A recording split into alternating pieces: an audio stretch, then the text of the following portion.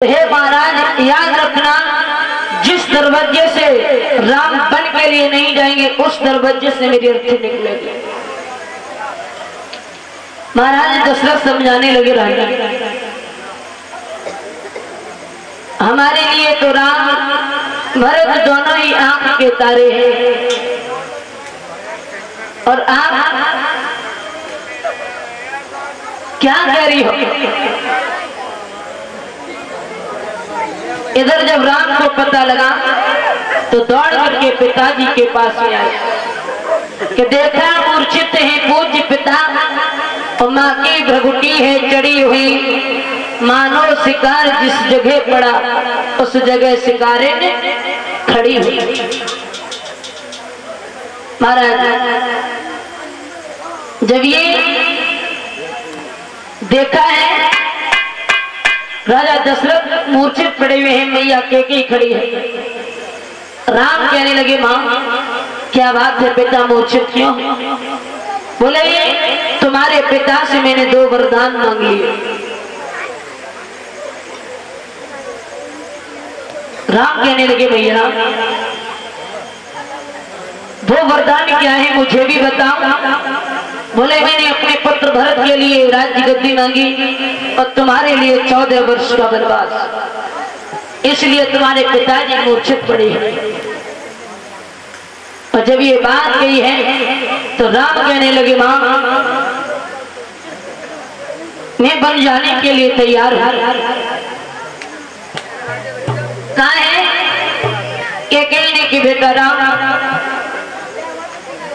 जाओ अपनी मैया से मिलकर के आओ और अति शीघ्र ही लौट करके मेरे पास में आना, मैं तुम्हें मुनियों की पोशाक पहनाऊंगा।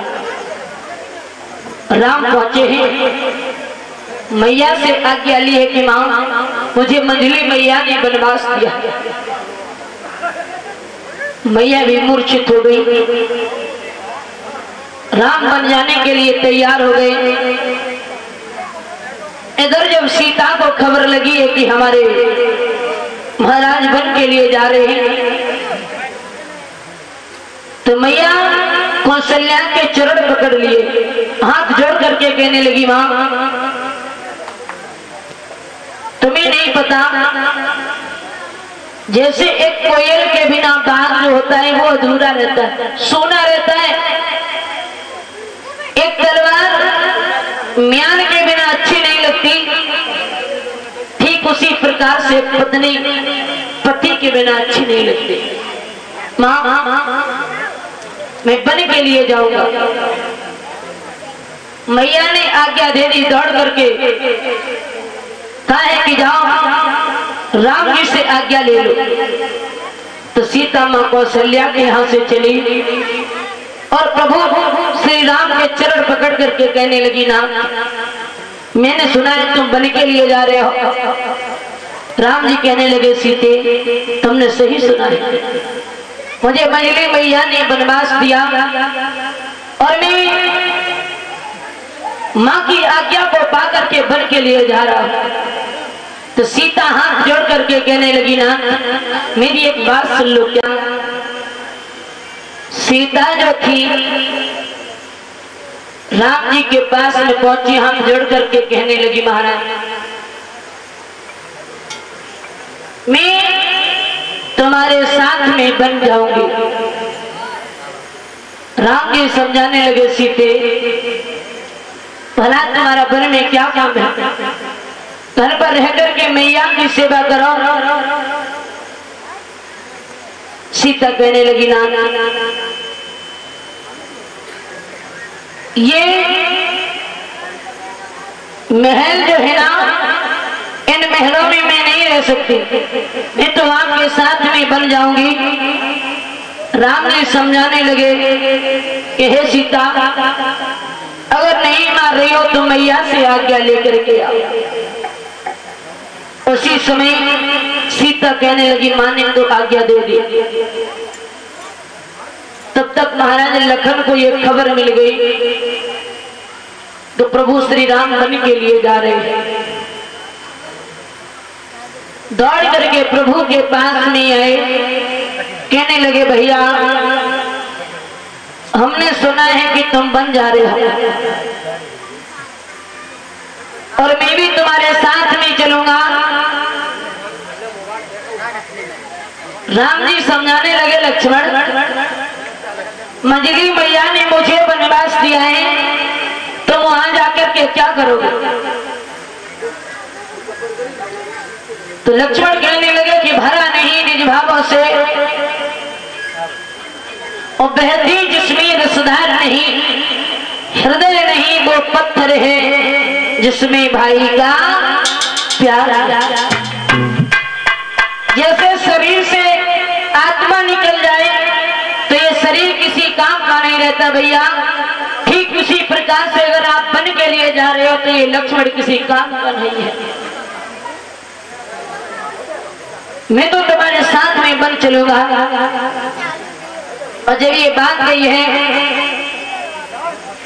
तो उसी समय लक्ष्मण से कहने लगे प्रभु श्री राम, लक्ष्मण अगर नहीं जा रहे हो, मेरी बात तो नहीं मान रहे हो तो जाओ मैया से आज्ञा लेकर के आओ।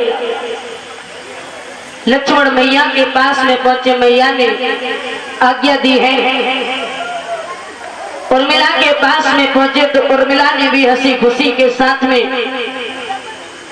कहा है कि जाओ अपने भाई के साथ में बन चले जाओ।